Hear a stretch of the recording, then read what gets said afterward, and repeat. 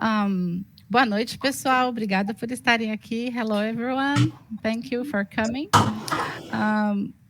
Nós vamos fazer a gravação aqui do nosso seminário essa noite, então quem não estiver confortável em aparecer na gravação, sugiro que, por favor, feche a câmera e também o microfone, principalmente durante a apresentação, tá certo? Hello, everyone. Thank you for coming.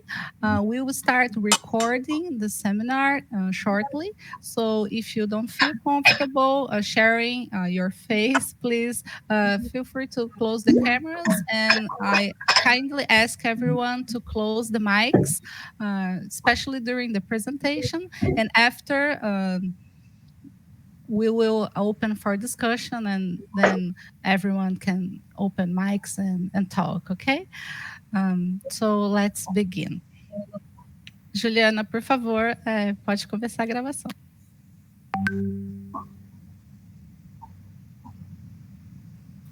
Estou gravando. Boa noite, pessoal.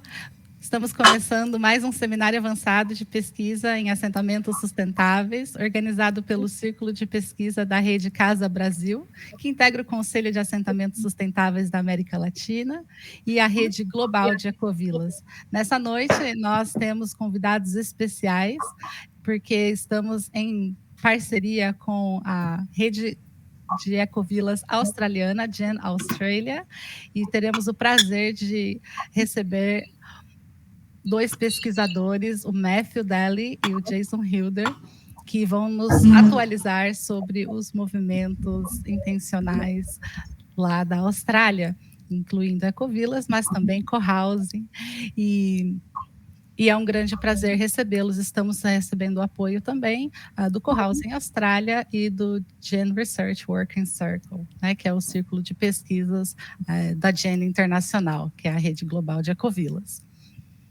É um prazer estar aqui e agora nós iniciaremos o seminário no idioma em inglês. Infelizmente, nessa oportunidade, não teremos a tradução simultânea, né? Mas quem quiser fazer perguntas em português, pode colocá-las no chat, que nós auxiliaremos na tradução, para que a discussão possa ser mais inclusiva. Os slides também incluem, né, algumas traduções em português, para facilitar aí que acompanhem a exposição do conteúdo, tá certo? Hello, everyone. We are starting another edition of the Advanced Seminar on Sustainable Settlement Research, organized by the Research Circle of CASA Brasil, and with support of Gen Research Working Group and Gen Australia, together with Cohousing Australia. We are pleased to welcome Matthew Daly and Jason Hilder, researchers from Australia, who are coming to actualize us on the community living in their country. And so just for you to know, SAPAS was conceived and organized last year throughout the year as a bi-monthly forum for the dissemination of academic works on sustainable settlements and ecovillages, and that includes co-housing as well. So it's been a meeting space for us to exchange and to collaborate, so we can expand our network of researchers, and we are looking forward to adding interdisciplinary discussions to our studies, as well as to identify gaps, convergences, and build new agendas, maybe partnerships. So we are starting our first international edition today, and we are pleased to have this opportunity with such special guests. I will let them introduce themselves, and I will no longer extend my words here. Please, Jason and Matthew, feel free to start your presentation. Thank you very much for coming. We are pleased to have you here with us. Okay. Well, shall I go first, Matt? Go for it, Jason. Okay, thank you. So good morning from Australia. Good evening to you all. It's very exciting to be able to link in with your organisations overseas, and it's been really great working with Matt to bring this presentation to you. And thank you to Beatrice for helping to facilitate the process. It's been a great team. So I'm Jason Hilder. I studied my PhD at the University of Queensland, and I'm a current on the management circle of the Global Eco-Village Network Australia chapter, and have since my PhD started an organisation called Co-Creating Community. My background, I started as a farmer, and I was also very interested in natural resource management, and my interest when I looked at the state of the world, I realised that if we can clean our water, we can grow our food, and we can have great ways of living, that's fine. But unless we have the nuts and bolts of how we function as society, unless we get that right, we've always got challenges, which is why I embarked on the PhD. Hand over to you, Matt. Thanks, Jason. And I'll echo Jason's word. Thank you, Beatrice, for helping to bring this together, and Juliana for the work translating our slides. Yeah, very excited to talk to you all today and find out, start a bit more of a discussion between our two continents, countries. So a little bit about myself. I've also completed a PhD, finished about 4 years ago, looking at eco-villages and co-housing and sustainability in these kind of communities. I now work as an interdisciplinary researcher looking at various issues around sustainability and the built environment, kind of from a systems and complex problem perspective, with a real passion for grassroots-led sustainability actions. And I've been involved with Co-Housing Australia, who are sort of a volunteer organisation networking for the past 5 years, and have recently set up or convened like a researcher network around intentional communities and co-housing in Australia. So, as a little outline, but before going on, there's something that in Australia has become tradition when groups meet, and that is acknowledgement of country. And I would like to do that. It'll only take a moment. In honour and acknowledgement of the traditional custodians of the land where we're televising from, we honour and pay respects to their elders past, present and forthcoming. And also extending this to elders of all peoples across the world, and with the intention of finding ways to reconcile and work together on our beautiful planet. Thank you, Matt. Thanks, Jason. I wholeheartedly agree with you. Yeah. This was beautiful. Thank you, Jason. Yes. So this is a short outline of what we want to present to you today. We've started with some short introductions, and then we'll give a little bit of context about collaborative housing. I'll talk about terminology on an upcoming slide, but intentional communities and collaborative housing, a bit of history about what has happened in Australia in this context. Beatrice, I think, will give a short summary of the Brazilian context, so we have a bit of a better understanding as we talk through with you, discussing some of the challenges that face Australian housing and households and kind of the societal, demographic, environmental and cultural contexts.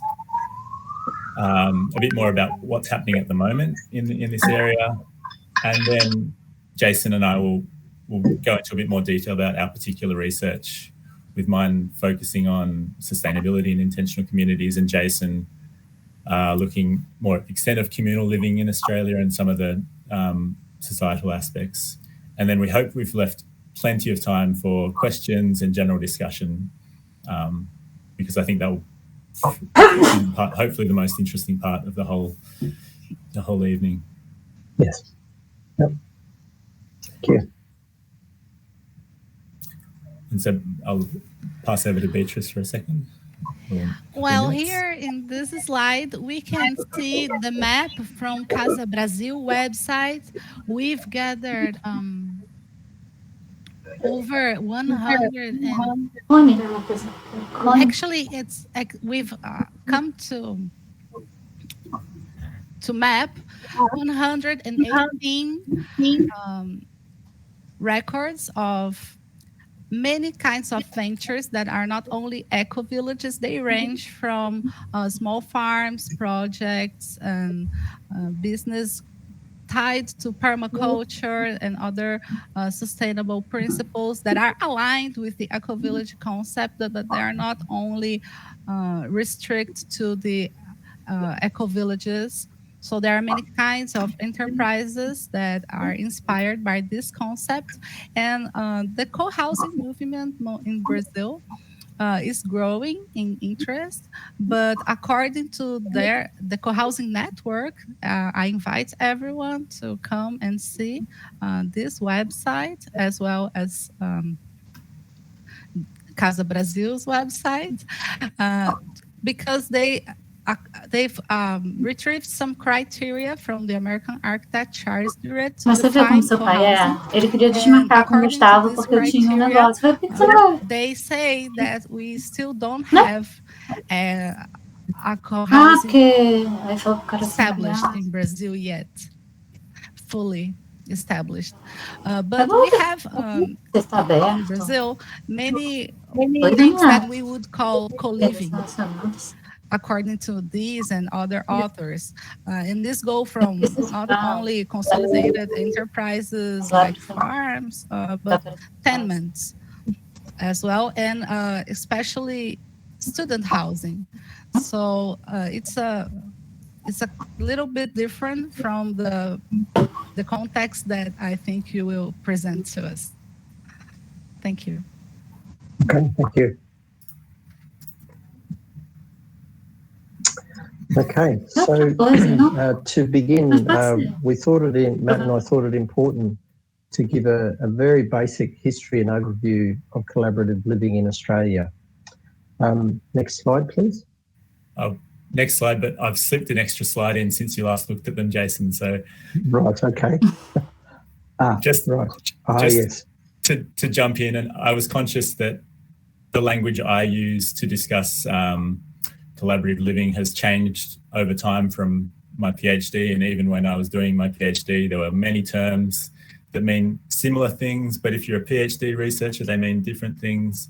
But if you're talking in general, they're fairly similar. And I kind of wanted to put that context out there, that what we're talking about is communities and housing types and ways people live that are a bit different from the mainstream, with more focus on sharing and participation of the community in the places that they live. This is a great website from the European Collaborative Housing Network, putting together little categorizations, which I don't agree with all of it, but I think it's a work in progress. But just to say, collaborative housing, co-housing, eco-villages, intentional communities, for the purposes of today, I think we're not being very pedantic or specific about the definition. It's more collaborative ways of living. Thank you. Great clarification. So before going into the history, it's probably worthwhile to give a summary or an overview of our two organisations. So with Gen Australia, there's 7 active members who are quite participatory in building the organisation. It's such a wonderful group to be part of. We're all volunteers. In Australia, there's 27 member communities that are involved or not involved, but they are listed as being eco-villages or co-housing. And the organisation or the chapter in Australia has been operating since 2015, following a Gen conference in Europe. A few Australians went there and realised the importance of building something here in Australia. And with the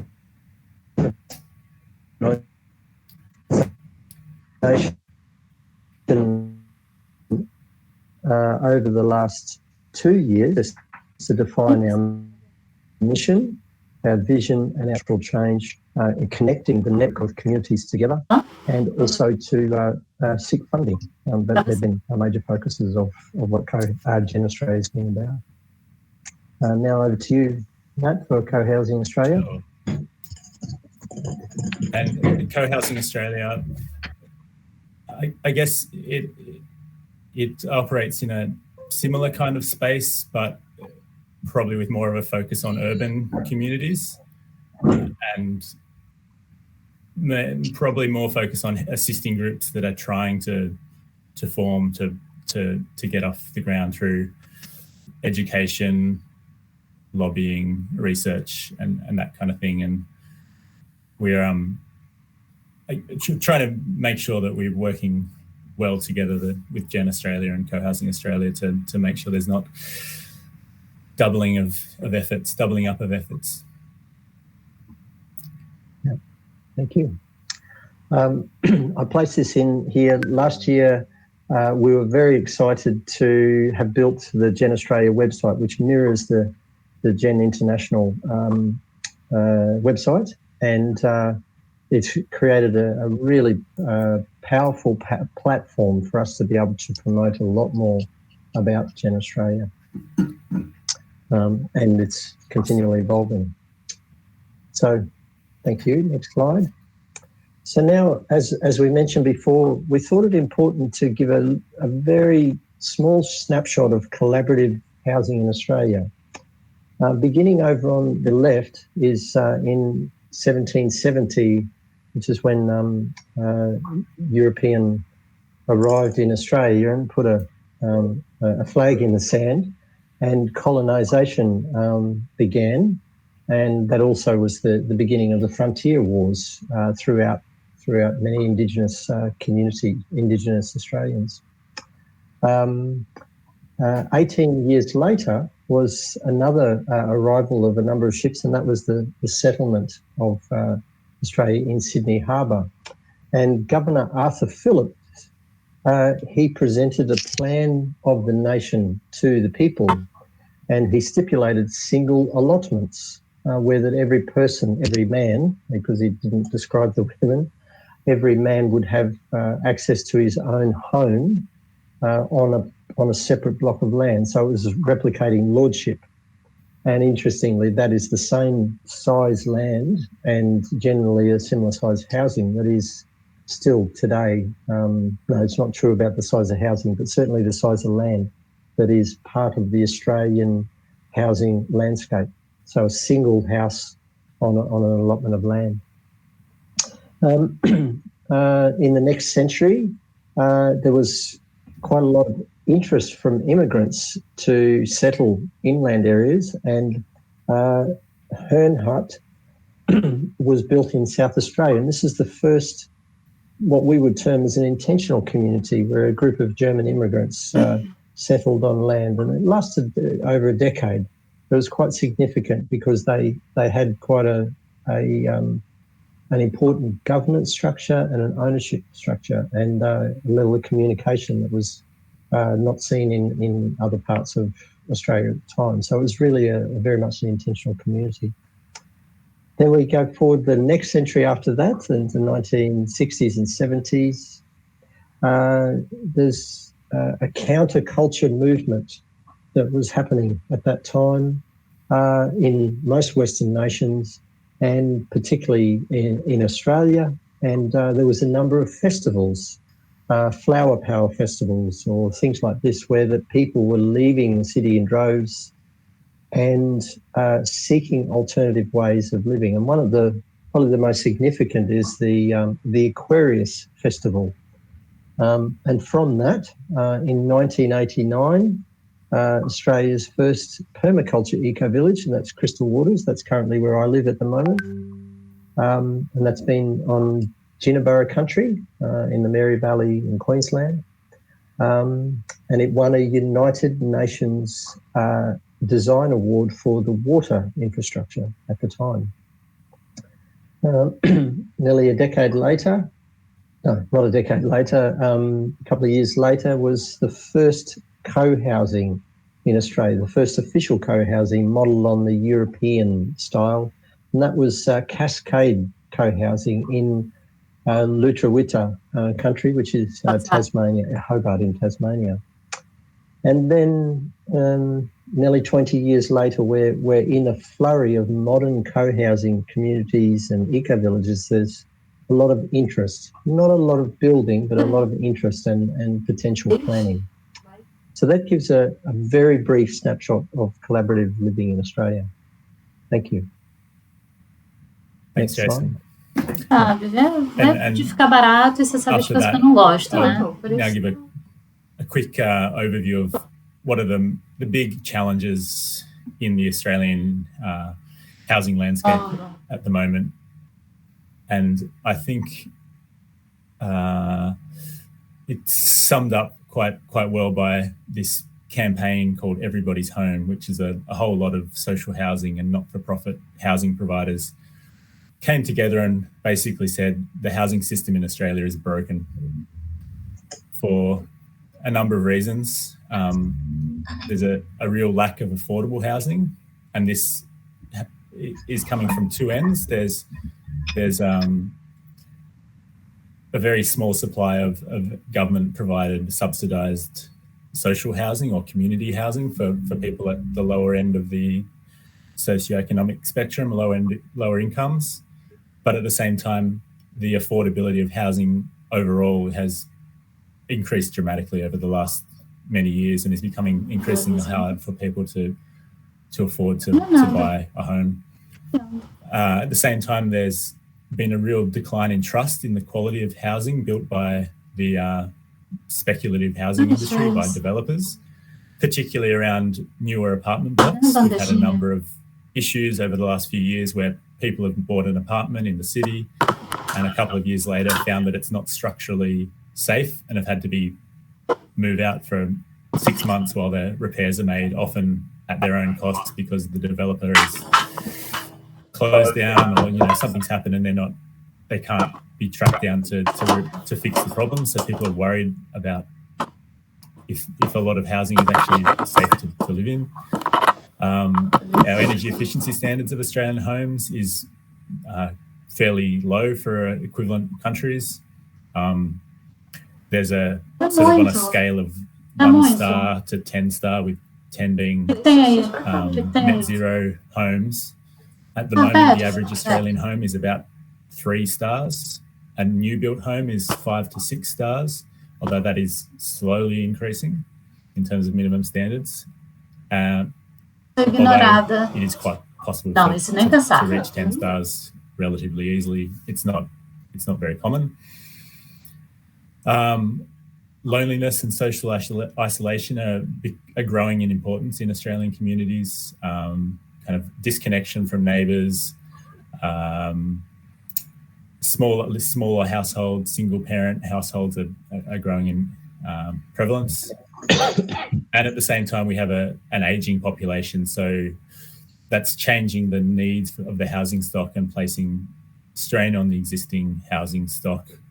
It's a common story where you have older people whose kids have left home, living in big houses by themselves, sort of not necessarily making the best use of the homes, but not being able to, it's sort of changing the needs of the housing stock in Australia. And to talk a little bit more about housing affordability, this sort of shows changes in housing prices in different countries around the world. And we can see that Australia, which is the flag at the top, the UK, and then Brazil, all three were obviously having similar issues around housing affordability. And so in Australia, the cost of a home since over the last 20 years has increased by 200%, which is much more than wages have increased. And the ratio of median house price to somebody's annual income is really high. It makes it's quite hard to get into the housing market in Australia. Okay, thank you, Matt. I really like that graphic of the housing the affordability changes throughout the world.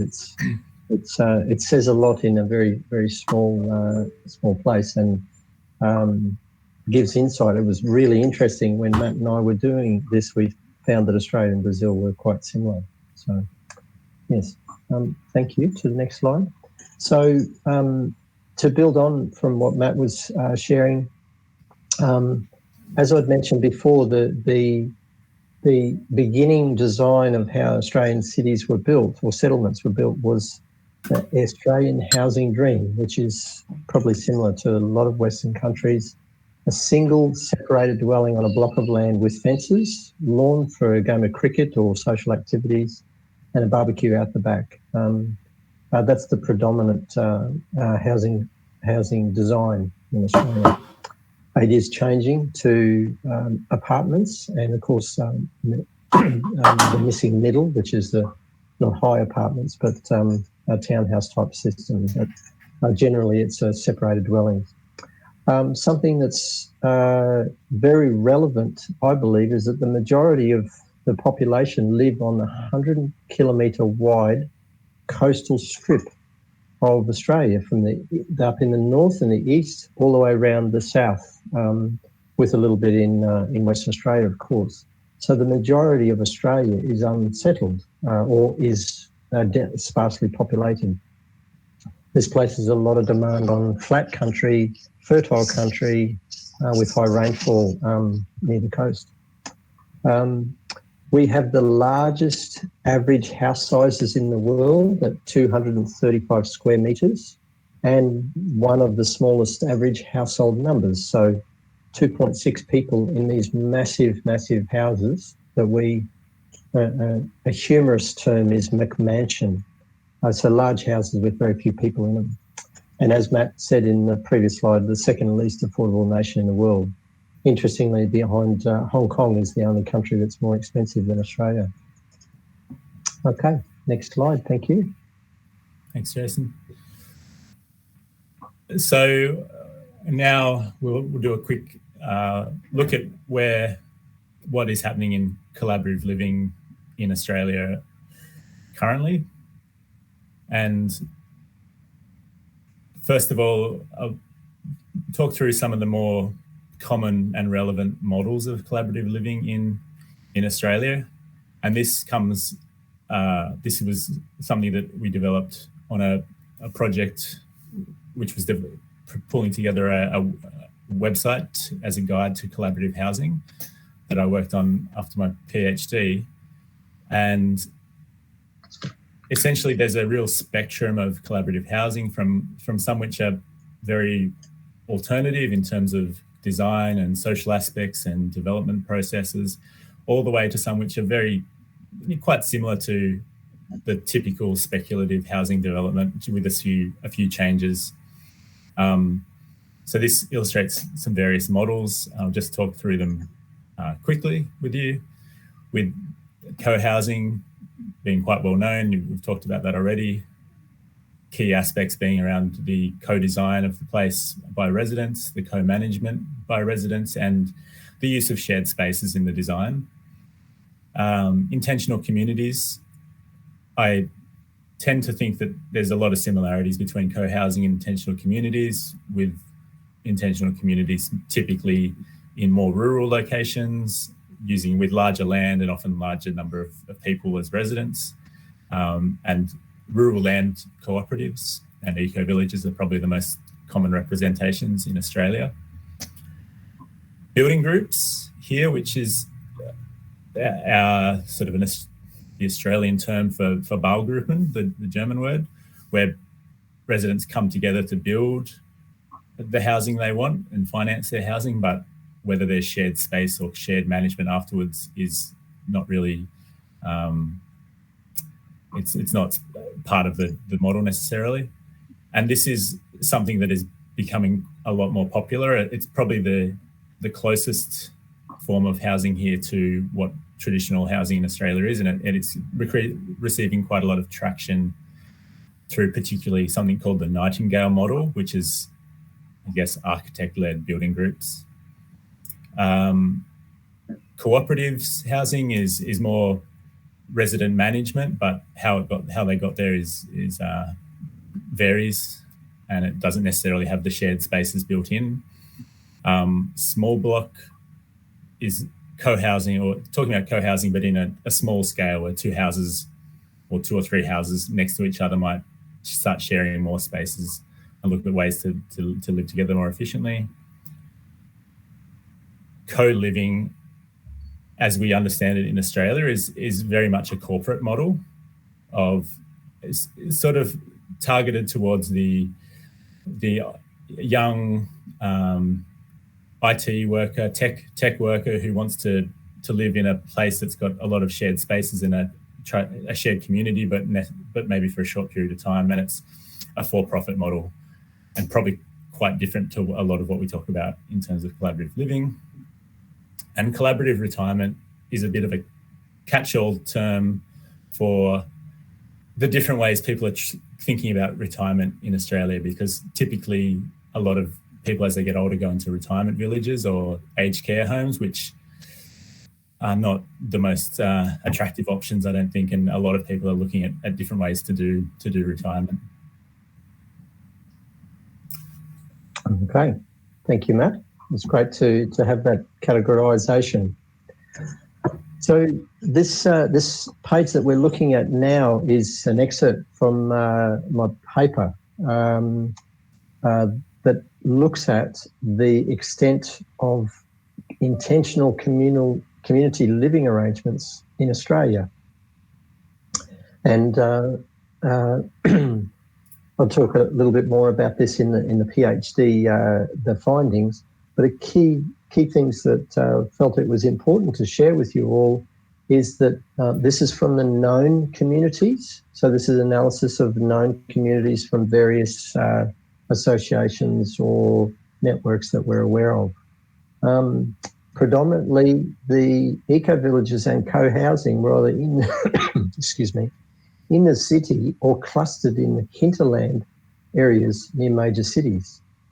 There's definitely a concentration of northern New South Wales and southeast Queensland, as you can see by the zoom or the enlargement there. And I speculated from the research that this was probably because of land being available about 20 to 30 years ago, following the Aquarius Festival, following that hippie movement, where people bought up failed farming enterprises, and so they had a lot of land available, and probably with very few council and planning restrictions, so they were able to build communities. And this is from 2017 records at the time. So that gives us a snapshot of, at the time, what the extent of eco-villages and potentially co-housing in Australia was. Yeah. On to you, Matt. Next slide. Can you see the pointer on the shared screen? My mouse pointer? No, I don't see it. No, that's all right. I was just curious. I thought, Jason mentioned earlier that there's this 100-kilometre strip of land on the east coast and southern coast where almost all the population of Australia lives, and you can kind of see it there. Where the communities are is very much the strip of land where most of our population lives. And just as an illustration, I guess, of how a lot of intentional communities came to be in Australia, if you see just at the bottom of the small box that Jason's drawn there was one of my case study communities from my PhD. called Bundagen. And that in the late 70s, a group of developers wanted to buy a beautiful area of national park on the beach to turn into a golf course and a hotel development.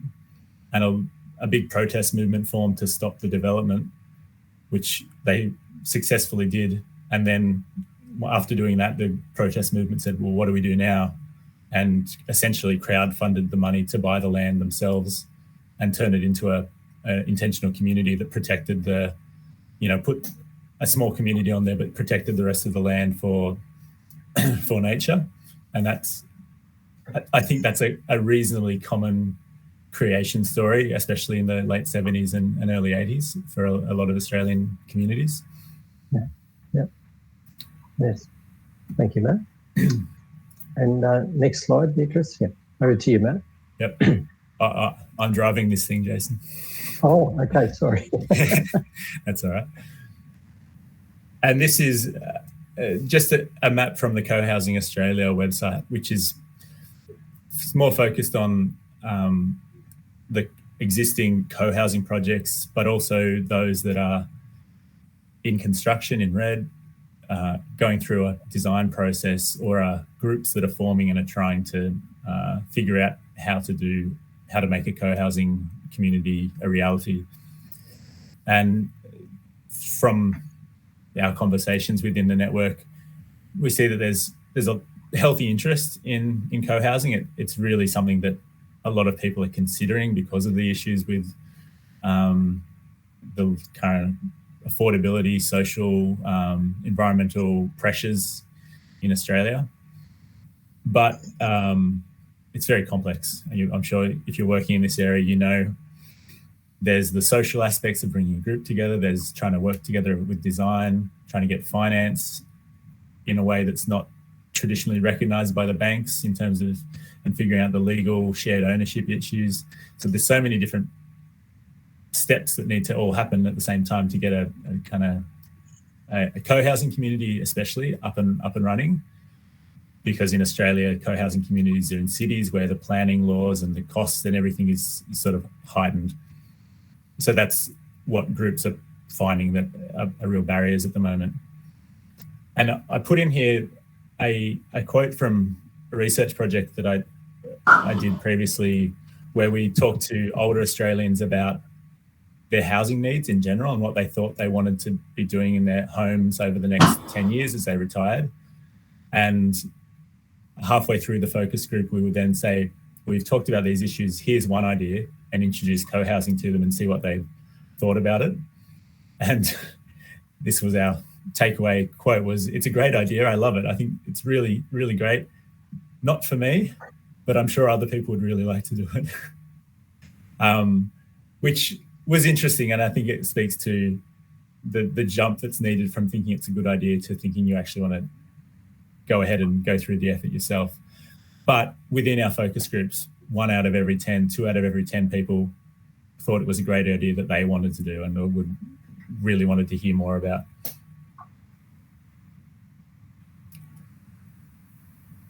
So to wrap up our section on collaborative living currently in Australia, we've got a few trends we want to talk about and some of the actions that I guess our groups are working on to progress things forward.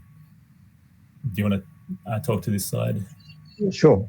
So Matt mentioned before the extent of the ageing population inside communities, which mirrors what's going on in society anyway. And that's where elders are hanging on to their larger property, don't quite know how to transition it to another type of living arrangement, and they may not be able to afford the maintenance of it or the upkeep or the financial payments. And at the same time, there's a desire for housing from people who are unable to afford housing. There's an increased desire from people in traditional housing seeking alternatives. So this is the off-grid movement, the tiny house movement, the downsizing and the going bush, the rural alternative seekers. So that's a growing movement, probably for a whole lot of reasons, but primarily driven from affordability, I would say. People looking for alternatives in unaffordable urban areas, they're experiencing barriers to creating collaborative housing. So that's a common theme that I hear. I imagine you hear too, Matt, is that there's just so many barriers to collaborative alternatives.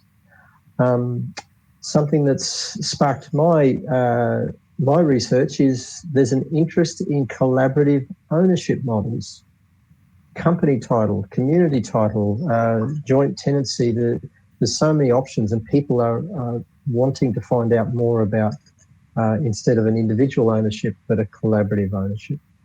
And something I've been seeing personally in the community I live in and a couple of other communities nearby is growth in social interaction skills and knowledge.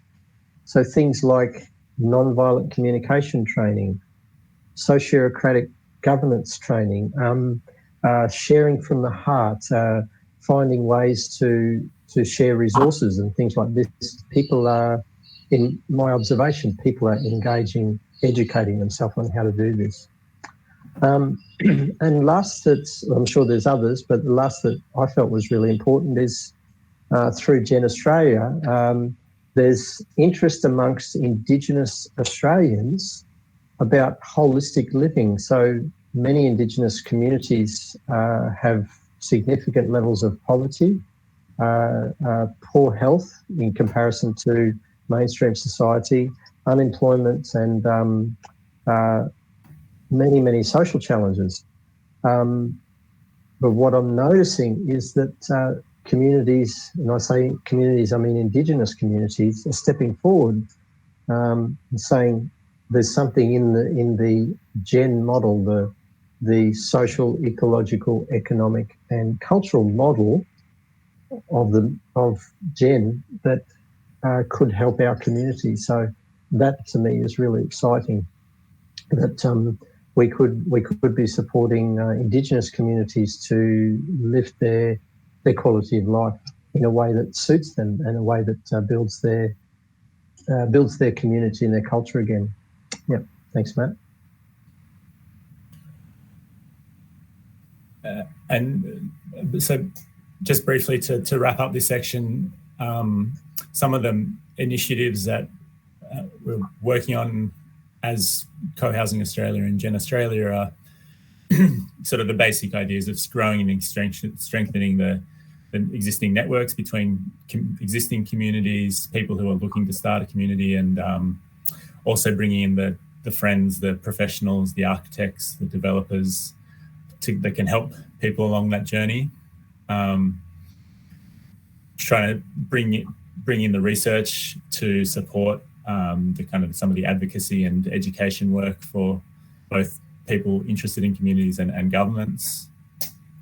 And that advocacy is a strong part, and some of the building codes and planning schemes have been reviewed over the last few years, and we've tried to have some input into those with varying degrees of success along the way.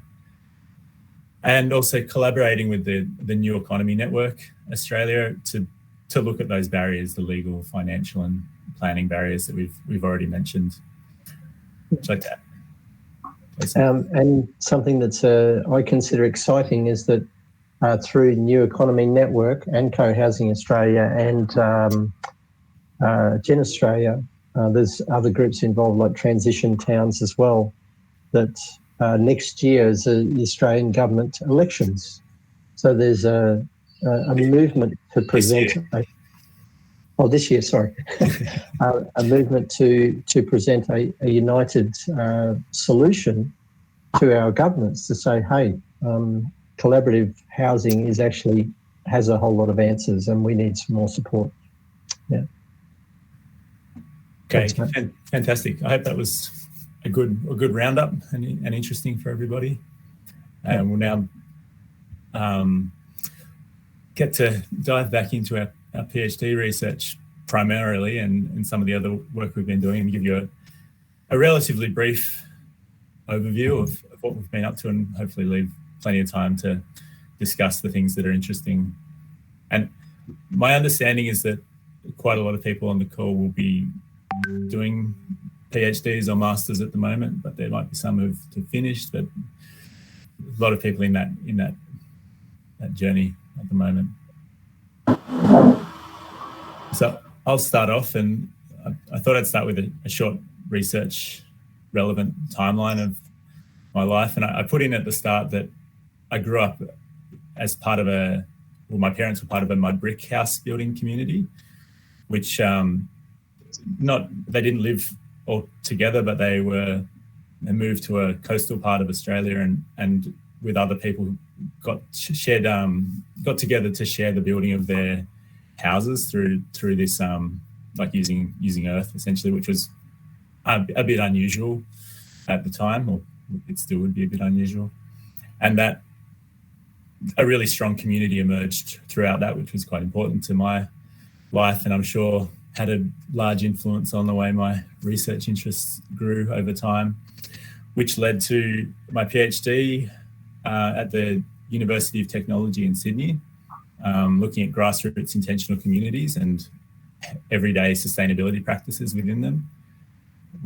And since completing my PhD, I've worked on a number of co-housing and collaborative housing related research projects, first at the University of Technology Sydney, and I'm now a research fellow focusing on interdisciplinary aspects of sustainability in the built environment in Wollongong, which is an hour south of Sydney. And I'm going to mainly focus on my PhD research. I think that's going to be of most interest today. And this is the title was "The Most Powerful Form of Activism is Just the Way You Live, Grassroots Intentional Communities and the Sustainability of Everyday Practice." And that quote was from one of the community members, and I thought it quite nicely captured the fact that their decisions around living in a community that had environmental, like pro-environmental intentions was in some ways a form of protest against issues they saw in society, as well as being a very personal expression of how they wanted to live their life. And it captured something powerful for me.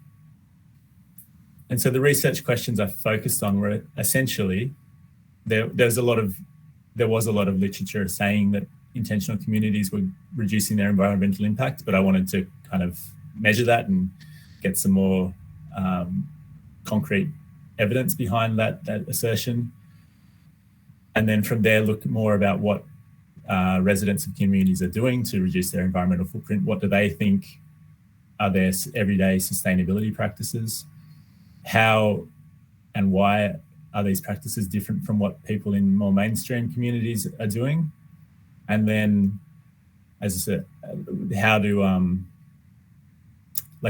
are these communities having an influence outside of the bounds of the community on wider society, on a wider scale? And this, I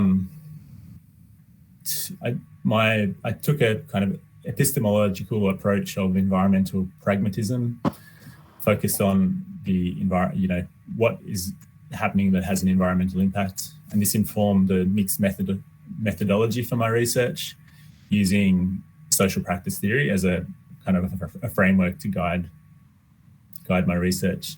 And I think of it now as having three phases. First was a systematic literature review of different studies from around the world where communities had already measured their environmental footprint, and bringing them together in a way that I couldn't find previously, rather than doing footprint measurements myself. I was looking at what was already out there. The main focus was case studies on a rural eco-village and an urban co-housing community, looking at what residents saw as the most important practices and day-to-day habits for their own sustainability, using a social practice theory framing and doing interviews and participant observation, that kind of thing.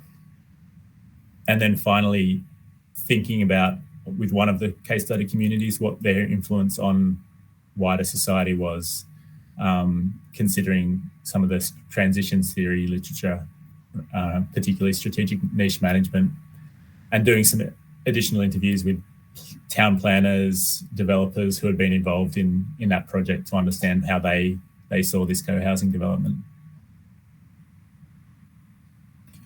So thinking about the first phase, which was the environmental impacts, and there's a paper I published from this work.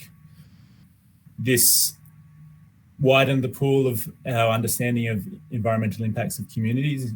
I found 16 different studies that had been done on it ended up being 23 different communities, but there were 30 different studies because some communities had multiple footprint measurements done on their community. And I think what I could find before was sort of 3 or 4 studies in one paper. So I felt like it gave it a much better sense of, as you can see there, some communities are managing to reduce their environmental footprint by up to 3/4, while there were some that actually had a higher footprint than their surrounding community. And that's what the graph shows. It's what's their community footprint compared to whether it's a local mainstream community or the national average. It differed within the studies. And interestingly, there were no communities from Australia or Brazil in the studies that I found. It was mostly North America and Europe. So with this kind of grounding of, yes, there is something interesting to explore here. Communities that try to reduce their environmental footprint seem to be largely doing it, and the average was a 50% reduction, more or less.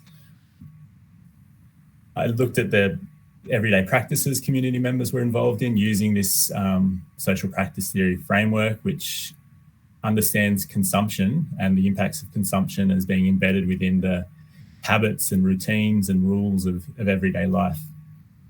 And so there's quite a lot in this table here and a few of the tables I'm showing, and I don't expect you to get across it all in this short time. But essentially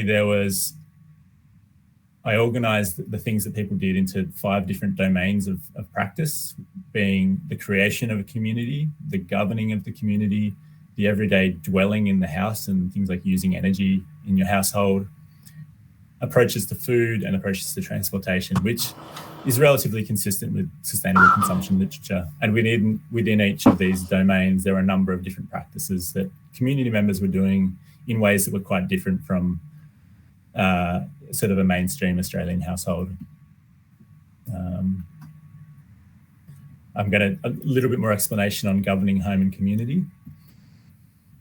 This is within practice theory, practices are considered as being comprised of a number of different elements of materiality or physical things, competences or knowledge, and meanings or significance. And so, for instance, in this co-housing community, they were very involved in governing themselves using a sociocratic governance model and having regular community meetings to decide on many issues of impact on the community. And looking at it from this practice theory lens, there are some material aspects, such as having a big, generous common space where the whole community could easily come together to meet was quite important to that practice. Members of the community were trained and before they joined on some basic meeting competences around presenting at meetings, sharing time, discussing in a way that was constructive. And there was also some underlying meanings within the community that this is a form of empowering democracy for us as a community, and we want to go through the trouble, I guess, of extra meetings and committing the time to do this because we think it's of value. And that was how I sort of broke down a lot of different practices in this way, and then tabulated it all in my PhD, which in this kind of format, which I don't need to look at now, but you can see the different practices around provisioning and car sharing and growing food that fit within those domains of consumption.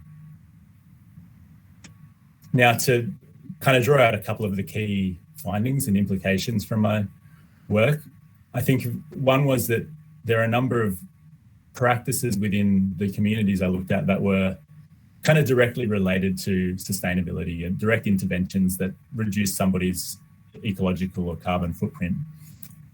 Things such as smaller size of private households, which reduce heating and cooling energy use, greater sharing of goods, widespread use of renewable energy generation, particularly solar panels. So one of the communities was completely off-grid for energy. They produce all their own power, as well as some more conceptual ideas around voluntary simplicity and trying to live a simple life in a way that brought lots of joy without using lots of resources. And as I said, these are quite direct impacts on sustainability. And if I looked at that compared that to sustainable consumption literature, which highlights a number of priority areas for reducing our the global environmental impact, you could see that communities were having impacts across practically all of those priority areas. So it showed that there's scope within the communities for quite holistic interventions for sustainable living. And as well as those direct interventions, and I think this is probably more novel in my work, was that they were highlighting the indirect or enabling interventions and practices that happened in community, that while they weren't necessarily pro-environmental or had a particular environmental effect in either direction, they enabled the acceleration of the adoption of pro-environmental practices. So, for instance, having a community governance structure that was functioning allowed the community to coordinate and undertake action on a larger scale than individual households. And I have a PhD student at the moment who's looking at trying to put solar panels on apartment buildings where they're all individual owners, and how difficult it is to get people to come together to agree to do something like that as a retrofit, and seeing that there was a much more structured process in some of the case study communities kind of indicated it was easier to perform action on a larger scale. And this could also involve collective action or lobbying of local governments, or trying to create change in that way. And as well, it allowed the community to evolve over time, to check back into its own vision of how they wanted to live as technologies changed, as people who live in the communities changed, and be reactive to those changes to make sure they stayed on the sustainable trajectory. Other enabling interventions were the fact that competences and knowledge could be shared quite easily between a community that had strong social interactions and links. And that links to the third point there around accelerated circulation of elements, where building strong social capital within the community helped people share knowledge, having a visioning process at the start, shared meanings and ideas about how you wanted to live amongst the whole community in a way that allowed the community to work more effectively together. And then the community governance structure allowed action at a certain scale. And obviously, communities are not ideal environments, and there's always issues and things that detract from trying to live in a sustainable manner, because you're just trying to figure out how to make sure somebody tidies the communal deck and the more mundane, practical parts of life. But when you ask people about their sustainability practices, this is what was emerging. And there were a number of ways that there was some influence from the communities, and this was more of the stretch part of my PhD, so I didn't get as much information as I think would have been ideal. But looking at the way that some of those elements of practice could spread outside the community to people, neighbours nearby, who could use the community garden or the shared spaces for their own activities, or become involved in working bees or kind of working days around the community garden and learn about permaculture from the community, were some of the more obvious ways that it could have influence on a wider scale. So I'm going to wrap up now, but just to know that since my PhD research, I've been involved in a couple of projects looking more at collaborative housing in Australia. I've mentioned a few of these already, as well as working within Co-Housing Australia and talking to different people to find the best way to pursue that passion of helping people who have this idea of trying to live in a more collaborative, interesting, sustainable way, get past some of those barriers that are out there that don't, from my perspective, would be great if they were smaller barriers than they are, trying to find different ways through education as well as research projects to break down those barriers, as well as doing a variety of other research projects, such as looking at community resilience to bushfires, and better ways to work, which is looking at how people maintain air conditioning equipment in office buildings, or don't maintain, but should because of the energy efficiency implications. So it's a bit of a summary of my PhD work, and I'll move on and pass over to Jason now. Thank you, Matt. To everybody, these are some of Matt's publications. To everybody attending, I used to live in the Netherlands for 6 years, and I learned to speak Dutch. And I knew how tiring it could be to be speaking in Dutch for a long time when it's not my first language. So I wanted to acknowledge each of you attending from South America, that a wonderful opportunity to be able to share in English. I appreciate that you're hearing Matt and I in English, and I acknowledge that it can be tiring at times to stay in another language. Second that. So, bit of a segue onto my PhD topic. The title of my PhD was "We Have Lived Together Longer Than the Average Australian Family, Understanding Intentional Community Living Arrangements." And that was a statement from one of the interviews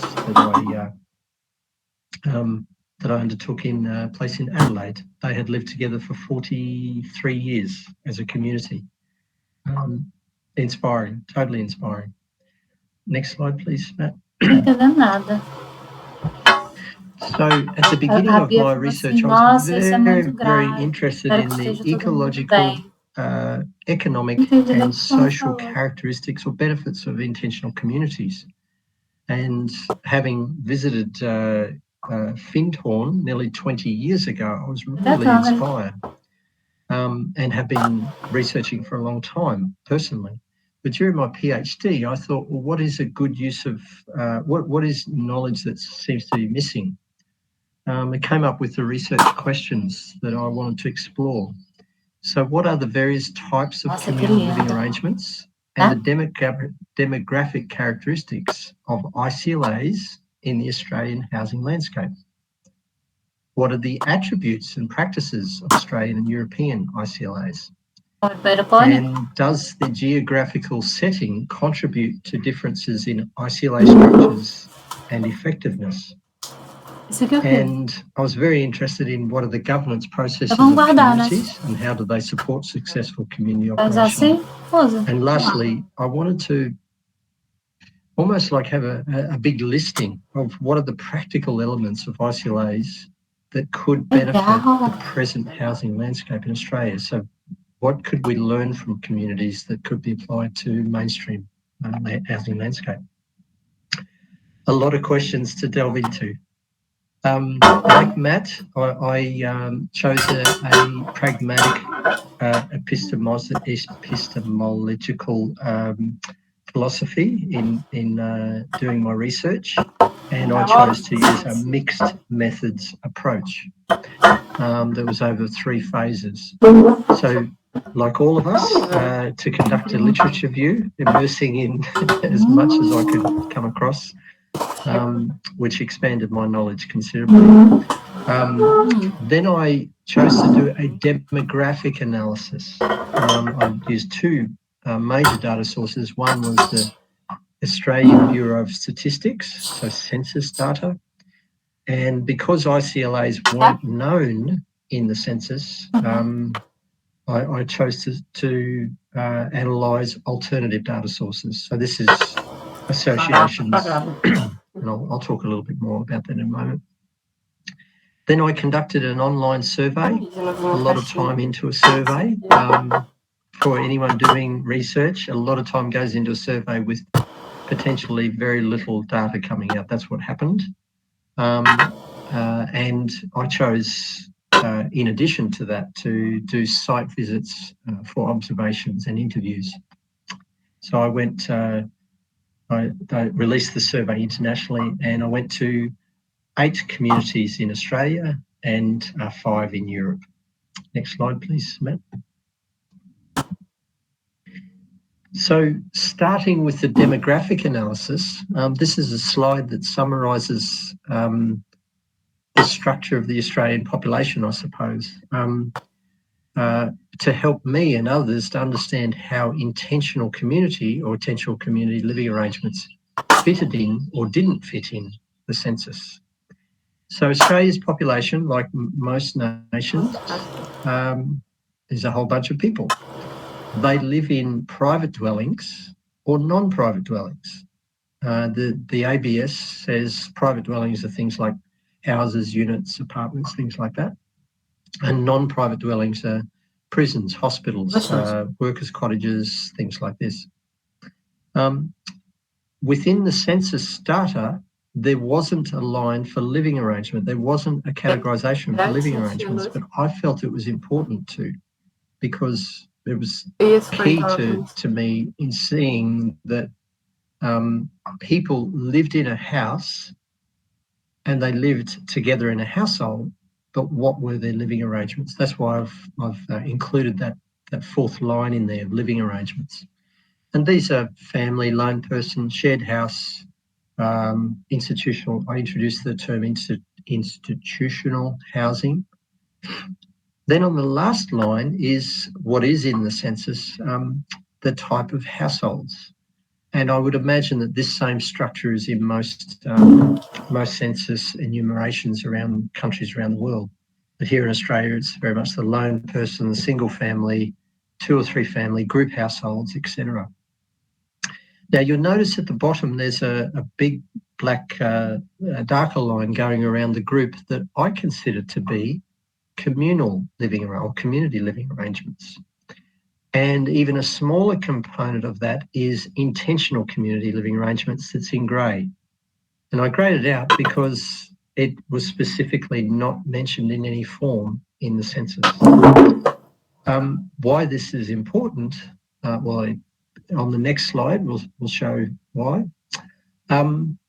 So from that analysis, then I was able to tabulate and analyse the data. And I broke it down to non-communal living arrangements and communal living arrangements. And I did the analysis over 3 census enumerations, so 10 years. And I'm excited because we've just had a census last year, so there would be more data available soon. And it would be great to extend this research to see what the trends are. But what I found, it was both a surprise, and I was on the edge of my seat, and I ran into my supervisor's office and said, it was almost like eureka, I found something that hadn't been found before. If you could click. And that is that over those 3 enumerations, there was a decrease in the non-communal living arrangements and a corresponding increase in communal living arrangements. Now, it's about 4% change. Next click, please, Matt. And when calculated, that's a 46% swing. Now, looking at that, that means 1/5 of the Australian population lives communally in some form or another. And it's increasing. And why that this is, to me, very interesting is that this is despite we don't have the housing for it.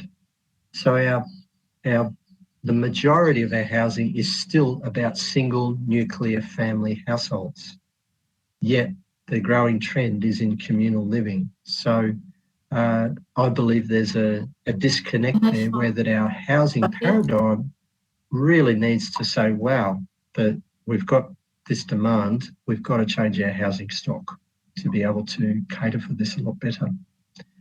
So next slide, please, Matt. Okay, it's coming up in dot points. If you could just do all the dot points, please, Matt. Yeah, thank you. So that was in the census data. And as I mentioned before, there was no specific mention about intentional communities, eco-villages and co-housing. They were, in a way, hidden in the data. So I needed other forms other sources to assess how many people and what were some of their demographic characteristics. So I looked at the GEN website for listed communities, Co-Housing Australia, and Fellowship of Intentional Community. And from those 3 different data sources, they weren't completely aligned, which was interesting. I believe that there's value in aligning them. I looked at eco-villages and co-housing, and from that, of those known communities, which was on the previous slide of that picture of Australia, in 2017, I was able to extrapolate and say, well, we know that there's 200 communities. How many don't we know? So depending on their size and location, we used a formula to estimate a population of 22,000 resident members across 1,700 communities. That's a significant jump up from the 220 known. And the reason why that it was important to establish that is often intentional communities, in my experience, a lot don't actually want to be known about. They want to go under the radar. Despite that, because of political reasons or religious reasons or other philosophical reasons. But generally, if we don't know about them, we're missing information, and also how can we plan for more co-housing or more co-living. The last time that any of this type of research was done was by Dr. Bill Metcalf, who was, I'm really grateful, he was my supervisor during my PhD, a lifetime of experience, and Frank Van Clay. And they did the last studies in 1984, and their estimates were about 16,000 people from memory.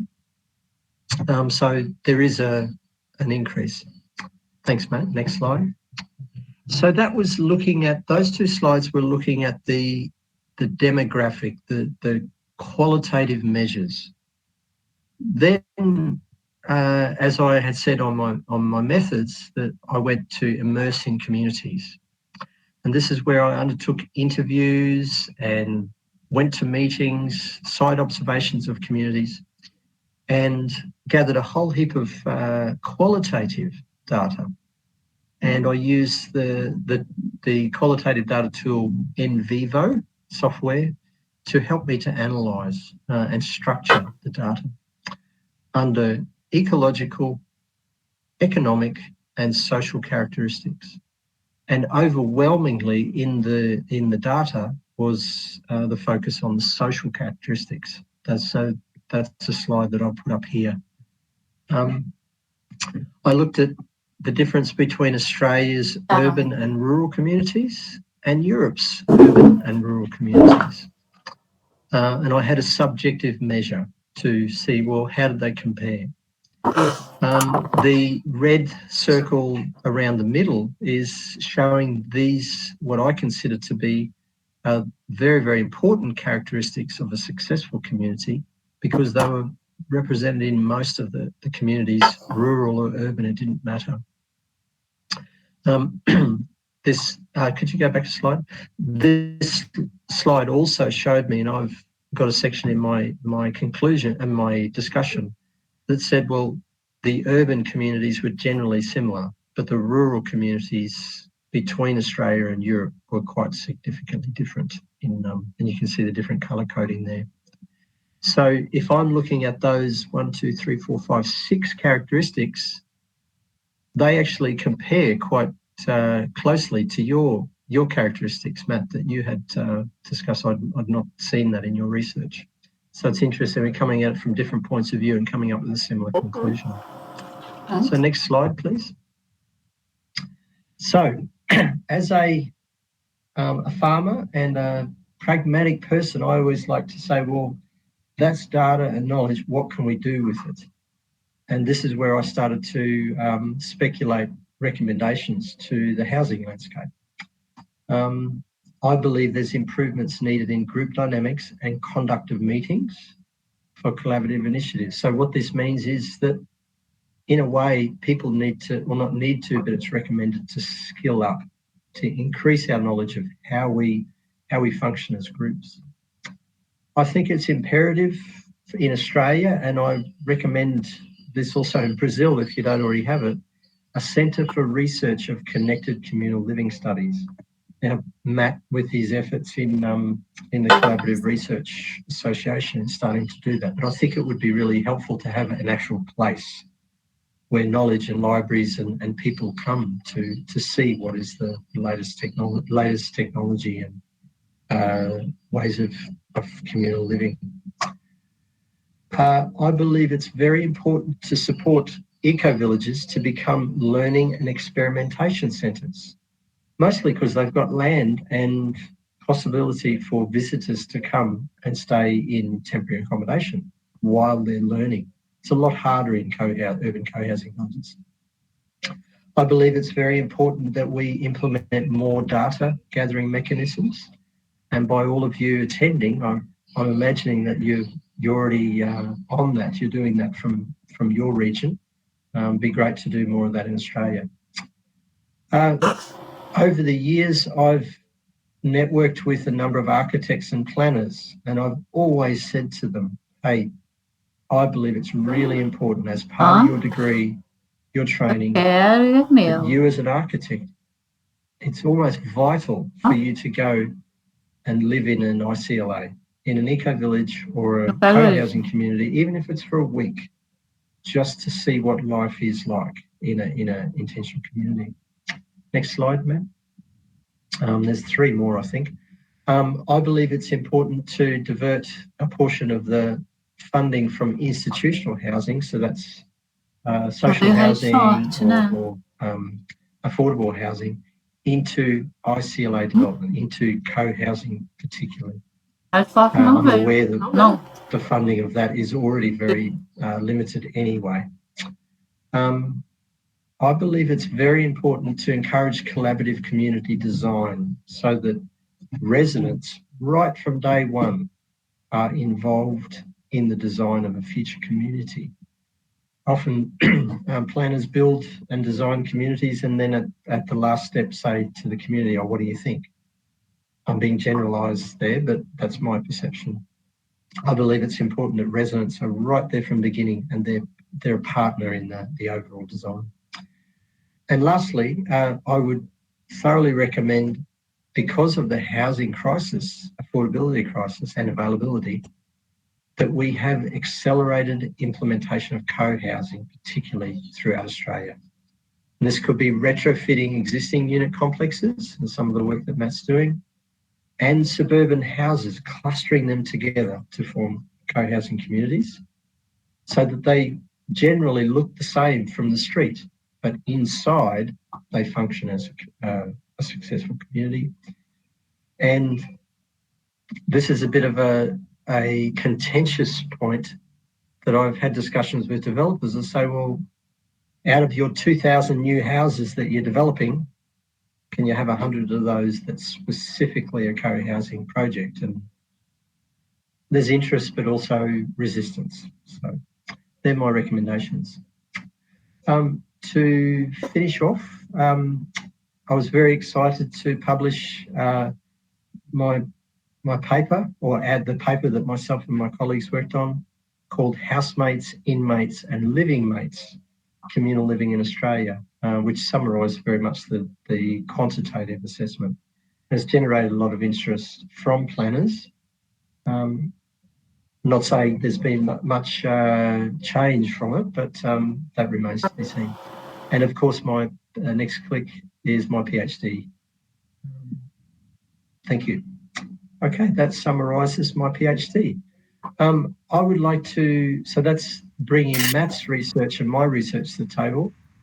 Thank you all for offering us this opportunity to share the knowledge, we'd definitely like to explore opportunities for future collaborations between our international networks. And we've got some ideas already, but over to you, Matt. Não, logo porque just also, thank you very much. I'm conscious we took longer than we had planned to, and I just want to throw it open to discussion and questions. And also say that I'm happy to stick around beyond 11 if people are asking questions. I'll hang around. So. And I will too. Yeah. This is a great opportunity to network. So, next slide, Pat. I think there's...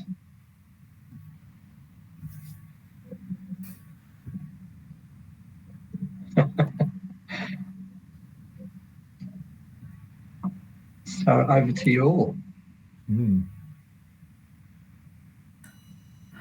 Well, I hope people are not shy to try and ask in English directly to you.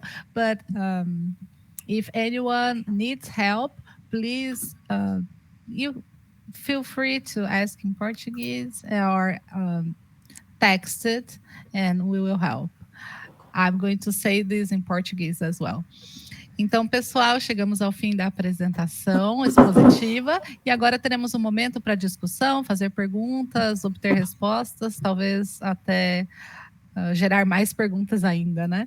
Então, arrisquem, né? Perguntar em inglês, mas quem não se sentir confortável pode enviar a pergunta em português aqui no chat e faremos o melhor esforço para traduzi-la, né? Mas se quiserem perguntar diretamente também, só peço que levantem a mão, né? E aí nós vamos organizar as falas e para que todos aí tenham a oportunidade de se manifestar, tá certo? Okay, so we will start with Juliana asking the first question. Well, thank you both of you, Jason and Matthew.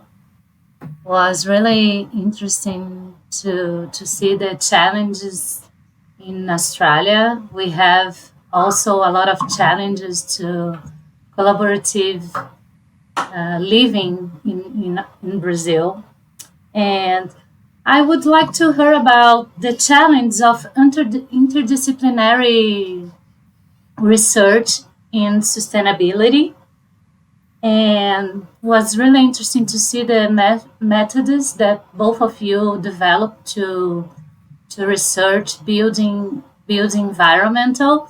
And I would like to say that's going to help me a lot in my PhD research. So thank you a lot. And I also would like to ask if on the building environment, if you have to see specific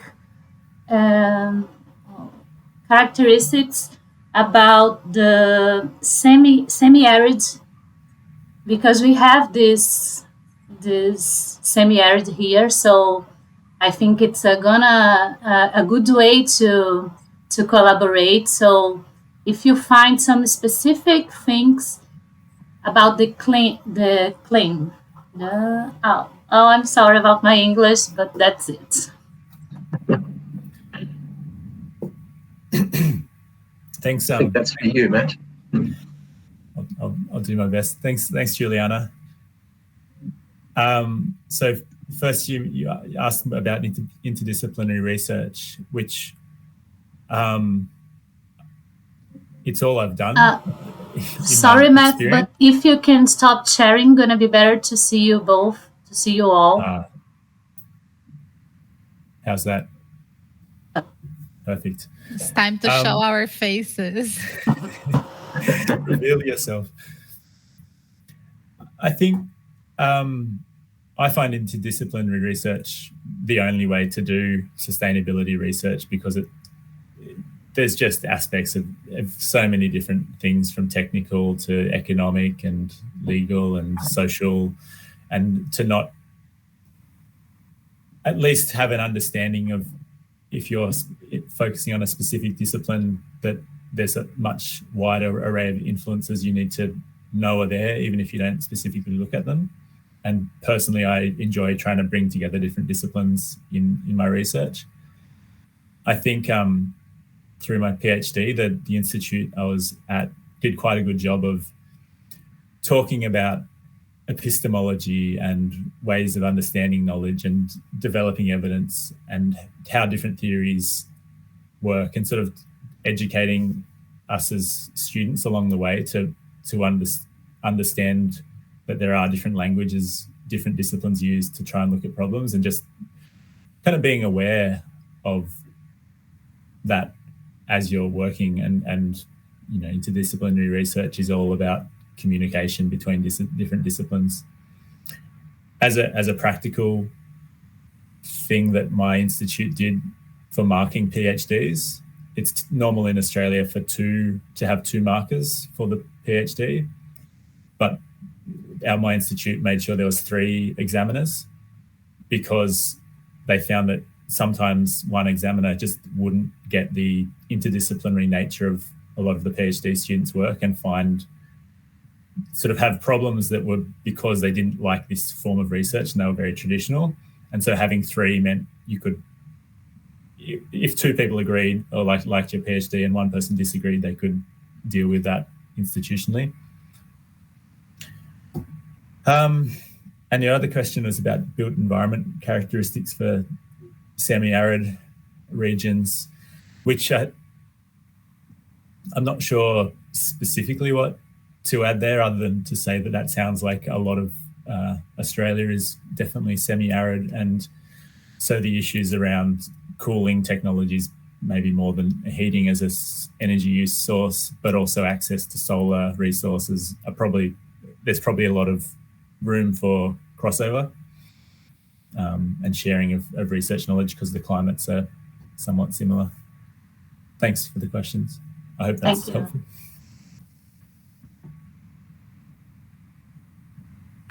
We have one question from the chat here. Paulo is telling us that his daughter lives in Melbourne and he's going to visit her in August. I hope that can be possible.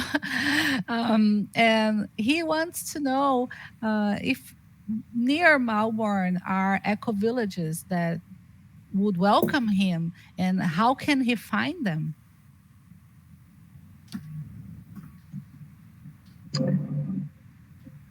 So, Paulo, welcome to coming to Australia. It's great that you're taking that journey to see your daughter. The best way that I can suggest is through the Global Ecovillage Network.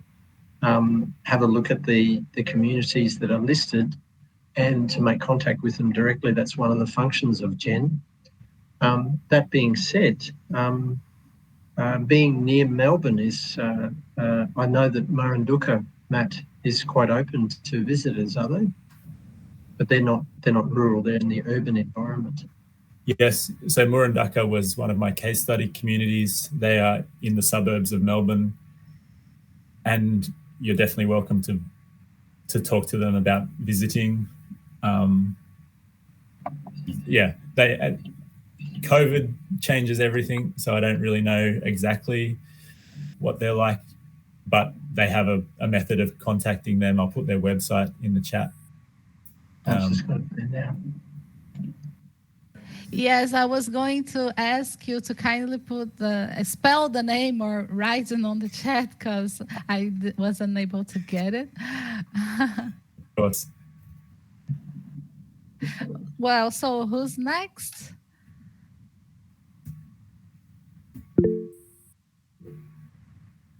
No. Yes, Bruna. Hi, thank you for sharing your researches with us. It was very interesting. I'm on my master's, not on the PhD yet, but I'm planning my field research. So I was wondering, when Matt talked about the case studies he did and Jason talked about site visits, how many and how long was the observant participation that you did? Like, what do you recommend? And considering that I have less time, I'm planning, and I was wondering, like, with people who all already have done field research on ecovillages on site. Like, I was wondering for recommendations. Okay, so can I speak to that, Matt? Yeah. So I went to what I consider too many. I went to 11 communities over nearly 3 months, and it was exhausting, and conducted 51 interviews, which again was exhausting. I was determined to get as much knowledge as I could, and I would thoroughly recommend not doing that, doing something more smaller. For a master's, I would suggest at most 2 communities, and to spend at least a week living there, with the opportunity for 1 or 2 community meetings, and to do some site observations. It'd be great if you could do 2 weeks in a community, bearing in mind each time, like traveling, each time you go somewhere new, you have to settle, get to know people, where's the kitchen, those sorts of things. That all takes time. So on a master's, I would be doing probably 2 at most. And if you have the funding to go for 2 weeks each. Pandemia em inglês é pandemia. A lot more in depth than that, but that's what I'd recommend for masters. What do you think? COVID pandemic. Just to add to that, so I spent one week in the eco-village, and then I think Não, deixa eu acabar acabando. 2 visits of 5 days and 3 days to the co-housing community for my PhD, as well as other interviews. And one of my examiner's comments was, "That's not enough." You know, I'm very disappointed you only went to those, but considering I can't send you back out there at this stage, you know, with that caveat. Whereas the other 2 thought it was fine. And one of my examiners was Graham Meltzer, who wrote his own PhD and spent, I think, a year and a half traveling around the world visiting about 40 communities. So for him, that was the most important part, but for others, it was different. So yeah, I think Jason's advice 2 is probably good for a master's.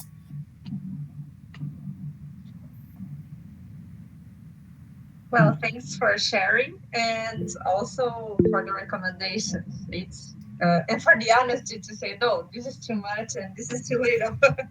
So hearing from other people's experience is really good at the stage I'm at. So thank you very much. Bruno, perhaps I'd like to add a little bit more, and that is, it's really important for your contact. What I found is if I had a really good contact, they opened doors, they invited me to meetings, it was easy to do interviews. But if there's one community that the contact was so busy, they just didn't have time to arrange anything. I didn't get very good connection with the community, or my interviews were very, very short. So developing that contact relationship is really important. Thank you. Yeah. Please go ahead, Renata.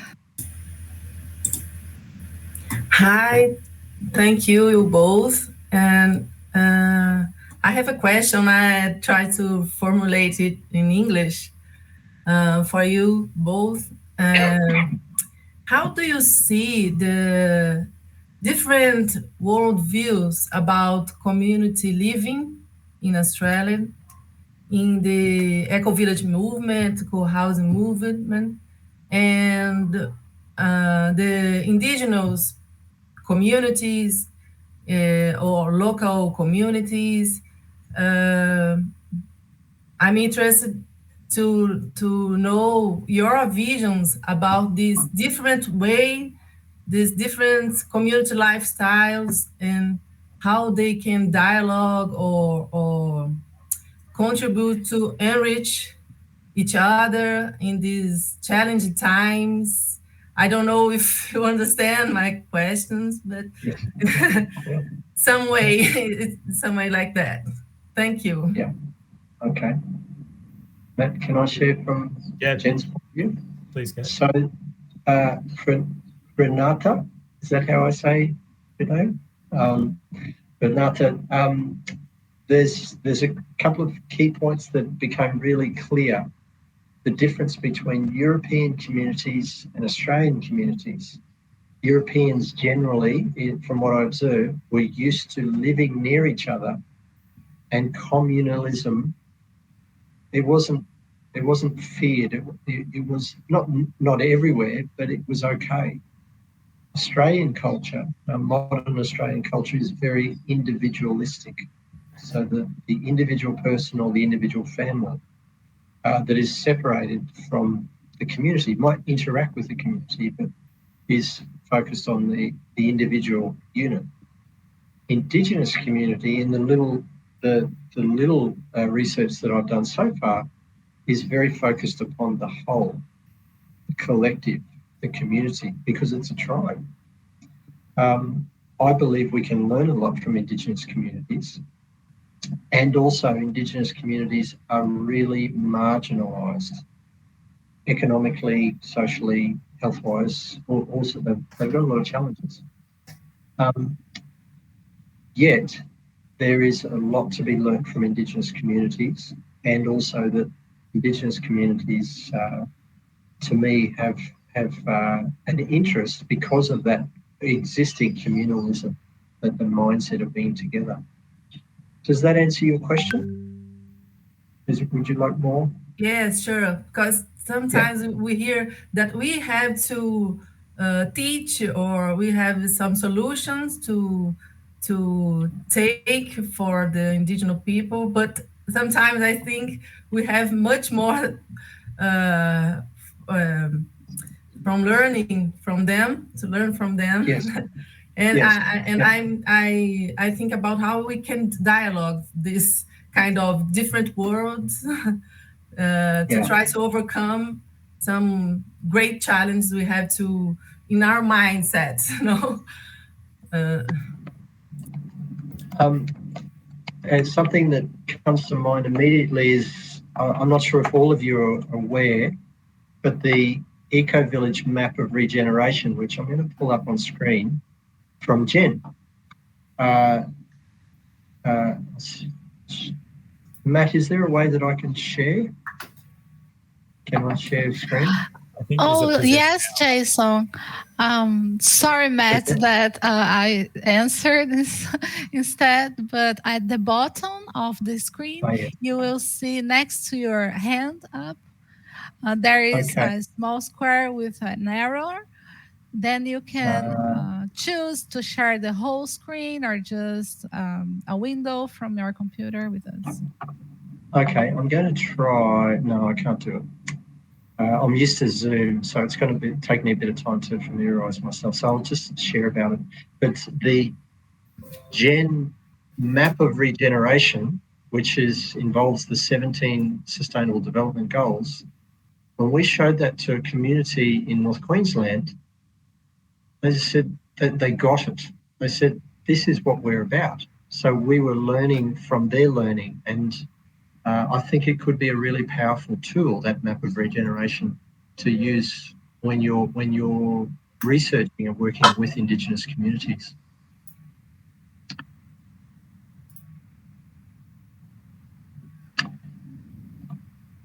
Okay. I'm just sharing. I think that's the map you're talking about. That's the one. Yes. Yeah. If that's not already part of your research, I thoroughly recommend spending a little bit of time to understand it, because it does have it does have a great basis for any communal development, not just co-housing or eco-villages or co-living. It's any society, any community, any group.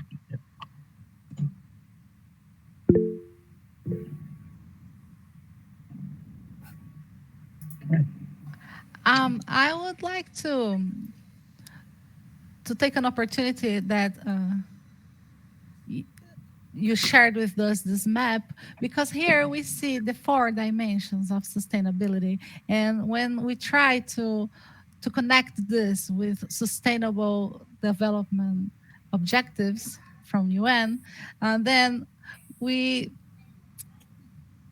face only 3 dimensions of that discourse, right? So I would like to know how you think it's best to address this, because in both your studies you use categories that encompasses the social dimension, but and in your, especially Jason, you've put it in sub-dimensions that were very clear. So maybe if you could help us understanding how those dimensions, how do you both see these connections, please? Yes. In my research, I only investigated 3 because I hadn't come across the map of regeneration early in my thesis. And had I known of that, I would have actually built in more of my interview questions about the cultural aspects.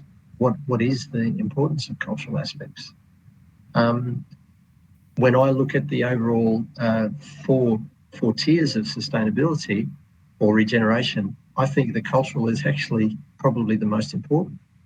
So it's really necessary to build into your research, whatever you're doing, even if it's about the built environment, about how does this build culture? Yes, how will it save economic, how will it be economically, and how will it be saving ecological footprint? But how will it improve also the cultural diversification and strengthening? Does that answer, Beatrice? Yeah. Yes, Matt. I heard a comment on the radio this morning.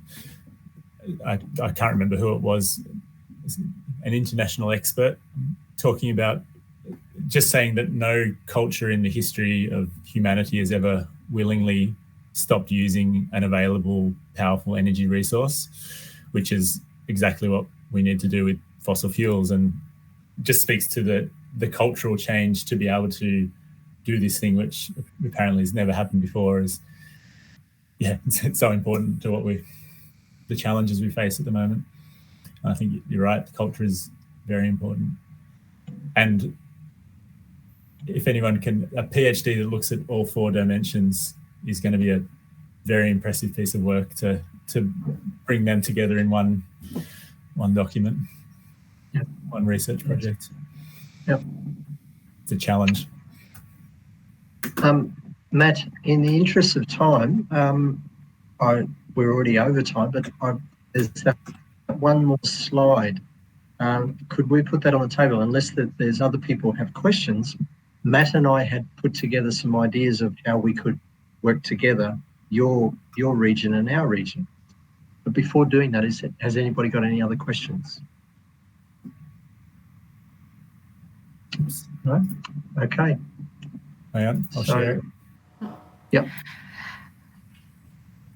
Surely this wonderful presentation of yours raised many questions. I've put some thoughts here on paper. I think we are going to start writing to each other. Yes. That would be fantastic. That would be fantastic, yes. So when yes, go on, Matt.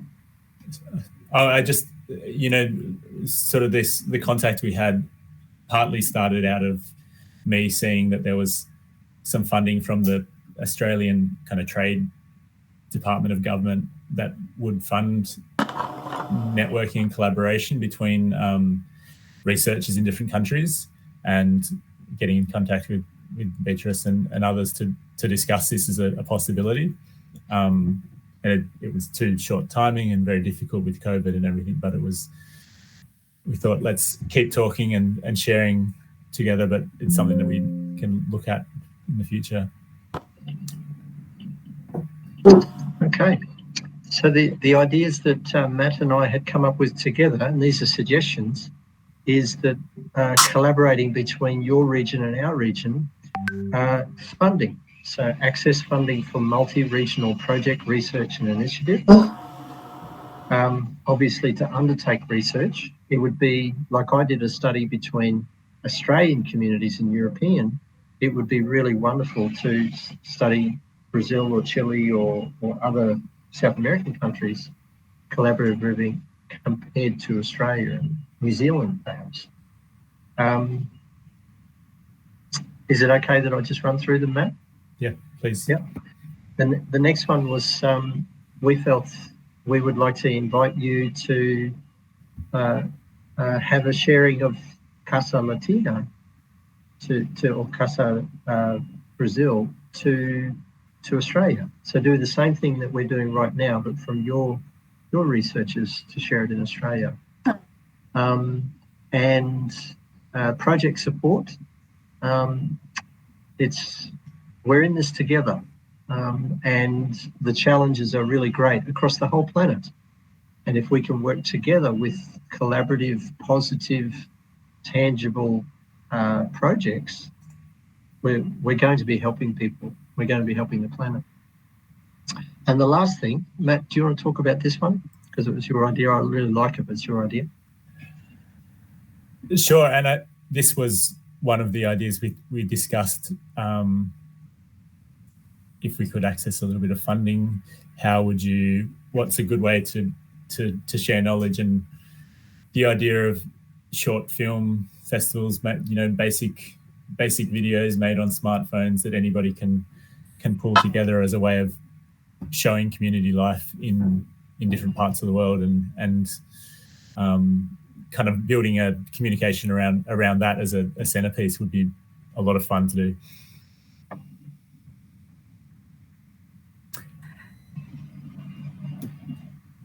Were you going to add something else? I'm sorry.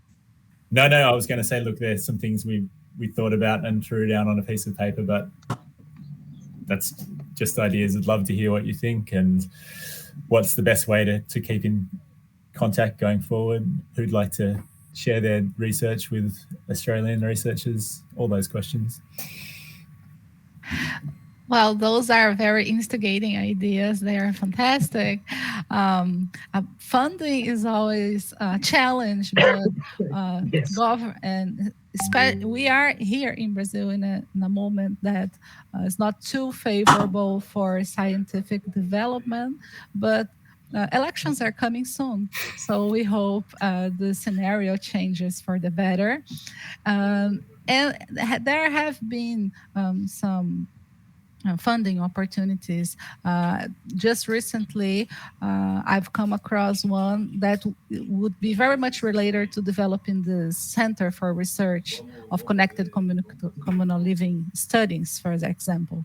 Of course, it's a big project. It can't be put together in a few weeks, but in a few months, maybe this could be something to look at and prepare in advance. Something else about those stories. Brazilians are very much engaged in internet and social networks and TikTok, and who knows how the youth could contribute. And maybe this would be a good way to reach wider society with this knowledge that comes from the collaborative communities.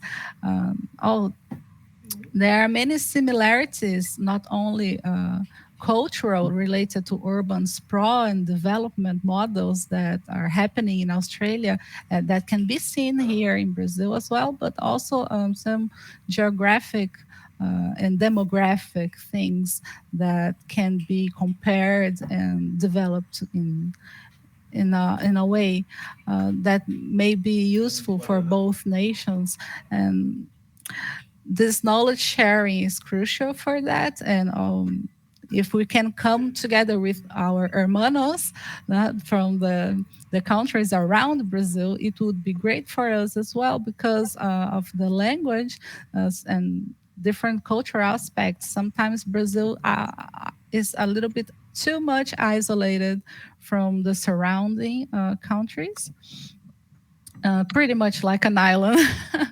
And it would be great to overcome that together. So I'm very honored to be exposed to these ideas, and we are surely going to think it through and here in our group and invite many others to collaborate, because these are big ideas that need many hands and brains, and they are surely possible to take us and all the people that could be contributed with maybe some ideas and suggestions that we could make and build together with those who are trying to live sustainably right now with the means available. There could be more involvement from governments, those legal aspects you came here. They repeat in many places, not only, they're not exclusive from Australia context. So this is great. Thank you very much for putting this here, and also for all the sensibility in how you express yourselves. It was very welcoming from you, even though we are welcoming you. And I'm sure everyone is also glad to be called to try this in your meeting room and share a little bit of this panorama from Brazil. Great, thank you. And going forward, it would be wonderful to be able to share I believe it's been recorded, Beatrice, to share it through Jen and through Co-Housing Australia, and it's likely it'll be shared elsewhere. I actually don't know technically how that happens, but if you could you share that after this meeting, it would be great. Something that I have learnt in communities that I've visited is the importance of a check-out, a check-in and a check-out. And I'm going to suggest that for each of us, because I've found it a really powerful tool for connecting. So with your permission to have a check-out of a couple of words, and it can be in Portuguese, it doesn't have to be in English, to share. So I'm going to model it to share. So my checkout is how I'm feeling. I'm grateful and really inspired by the connection, and looking forward to collaboration. So that's my checkout. I'll pass it over to Renata. Thank you, Jason. Sorry, Renata, but Matthew, you can stop sharing, please, so we can see each other. Yes. Thanks, Matt. Thank you. Thanks, everyone. I'm leaving here feeling my heart warmth, and inspired for these conversations, and looking forward to keep up this conversation, to get on and reflect on the topics you brought and all the ideas. And nice to meet you. I pass it on to Angela. Angela, passo a palavra para você. Como você sai da reunião? Você está mudo. O microfone está fechado. What I saying that I arrived too late. I couldn't find the link to the meeting, and I arrived just 20 minutes ago. It is a pity. I hope I can you record this meeting so I can. But so I don't know. I wish there will be a next one so I can arrive in time finding the link. Okay. I must press someone. Bruna. Thank you. I'm also inspired, like Jason and Renata said, and I would say I'm also excited for the opportunities of the collaborations that are to come. And I pass it on to Lais. Oh, sorry for my English. And I check out very happy and hopeless because the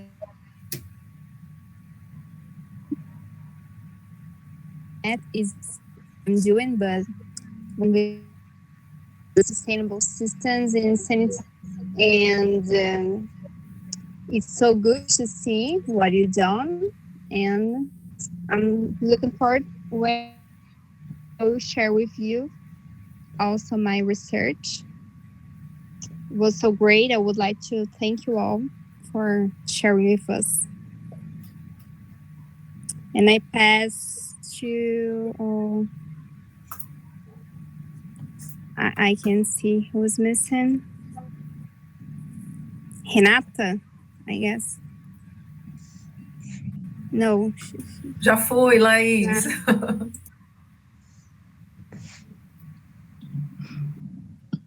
It's Juliana.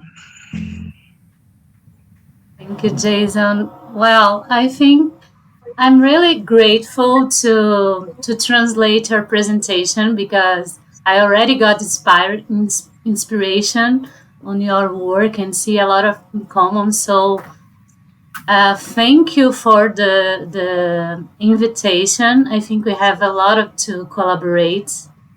And in my study, the challenge is the dimensions of sustainability and how it's a dialogue with building environment. So I think I'm really curious to read your paperworks, and your research is gonna help me a lot. So I'm grateful, I'm excited, and very inspired. So thank you a lot, and it's really good to be in CASA Brasil and have this opportunity to meet so many people who are really interested in change the status quo.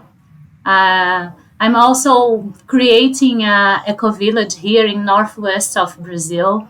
So we need a lot to talk, and thank you very much for this opportunity.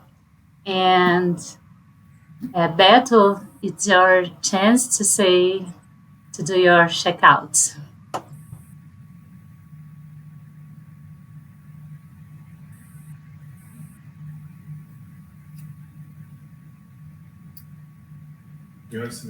We can't hear you.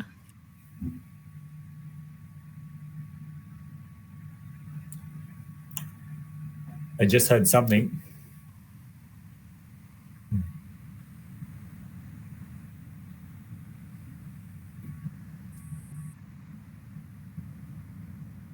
I think he's writing in the chat because we can't hear him. So we pass it on to Beatriz. Well, I definitely am checking out better than when I arrived. I was so nervous. I feel relieved because we've been putting an effort to having this moment together since last year, and it's been great in spite of the time zones. We've been able to communicate perfectly well by other means and asynchronously.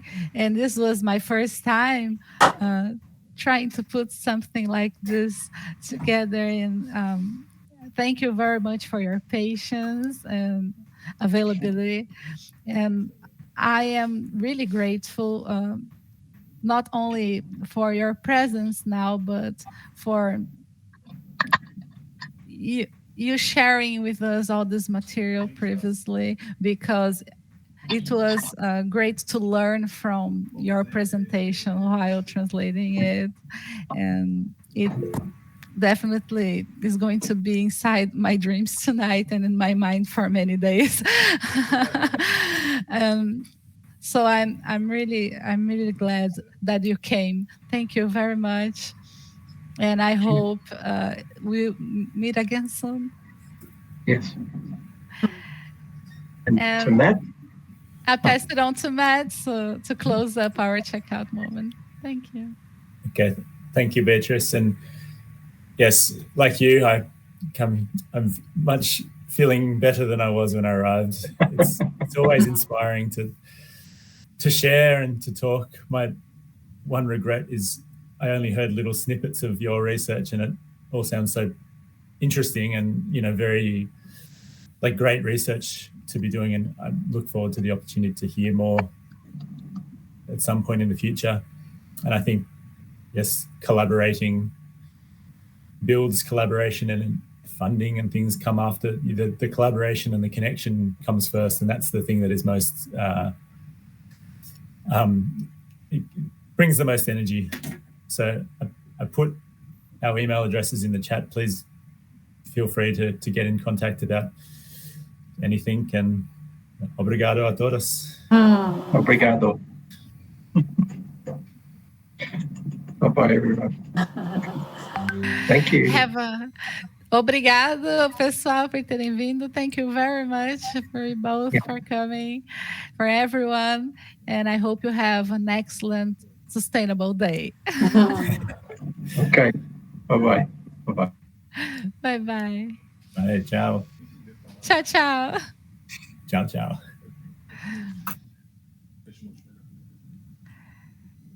Gente, que legal.